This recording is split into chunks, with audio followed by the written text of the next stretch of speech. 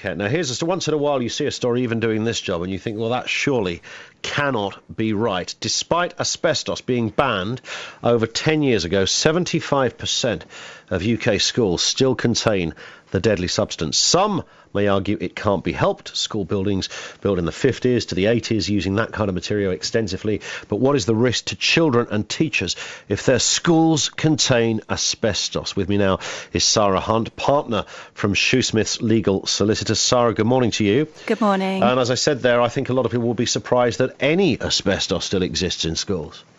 That's right, and in fact many people don't realise that white asbestos wasn't actually banned in this country until 1999, Wow. Which means any building or school built or refurbished before that time potentially contains asbestos or asbestos-containing materials. Isn't the argument that it's actually more dangerous to disturb it, so it's best left where it is? It's right that asbestos doesn't create any risk unless it's disturbed or damaged and fibres are released into the air. The problem with asbestos which is being used in schools is that it can be in ceiling tiles, floor tiles, the boards that we see sometimes in school used as partitions around windows or doors might actually contain asbestos. And even if someone just pushes a drawing pin into those boards or a child kicks a football up against them, they can release the potentially harmful asbestos fibres into the air.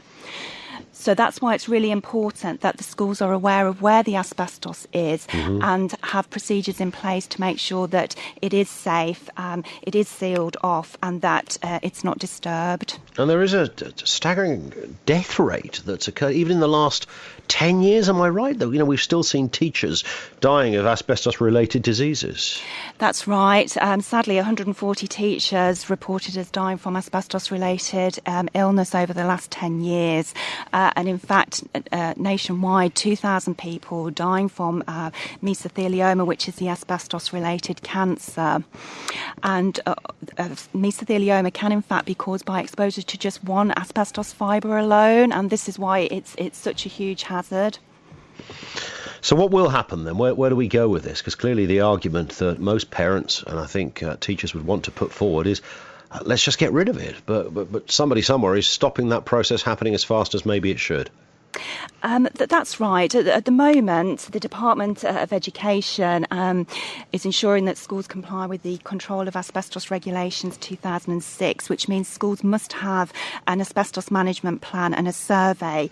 But I understand that the Department of Education is actually reviewing its policy on asbestos management and is taking submissions up till the end of March when it's going to be reviewed by the Minister of State for Schools to see if actually that what they're doing is the right way forward. And what assurances should parents seek, really, from a school they send their kid to? Because this is, I think once hearing this, some people will be surprised that this story even exists, as I said at the beginning. How do parents go about getting some sort of assurance?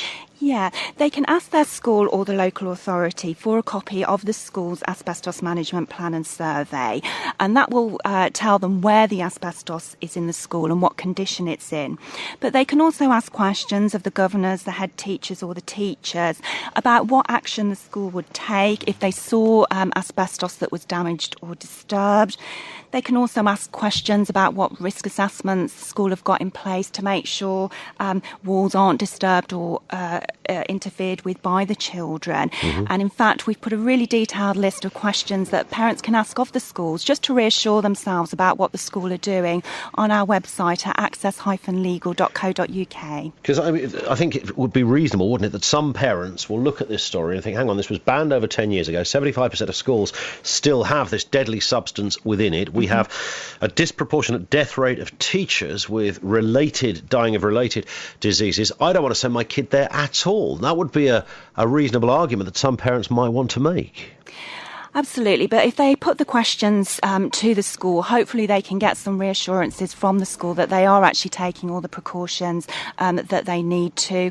There are some charities out there who are campaigning for asbestos to be removed from school. But interestingly, these parents obviously are concerned about their own children, but they also might have been exposed whilst they were at school back in the 60s, 70s, 80s as well. Listen, we really appreciate your time this morning. Sarah, thank you for joining us. That's Sarah Hunt, legal advisor with Shoosmiths. That's where that... Thank you very much for that, Sarah.